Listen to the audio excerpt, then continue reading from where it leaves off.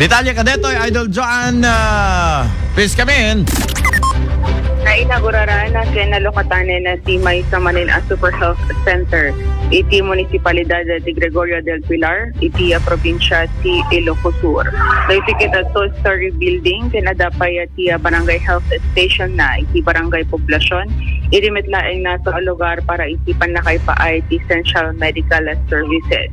Sigun ni Dr. Paula M. Sidiongco, ti Regional Health Director iti Region 1, idiyaya ti Super Health Facility, dagiti na dumaduma at serbisyo, kasi ti dental care, laboratory test, x-rays, birthing services, minor operation, pinadapay ti Bukoda Parmasya, ken pagbakunaan kontra iti tuberculosis. Imbatad na at ipan naka-establisar dagiti health facility kadagiti rural areas ket dakela tulong tapno saanin pay nga umadayo dagiti pasyente sugga po na nga adan dagiti medical equipment mausar. Pinonduan met daytoy ti lokal na gobyerno iti Gregorio H. del Pilar idinto at Department of Health tinangipaay kadagiti medical equipment kasi kaspaset ti Health Facility Enhancement Program.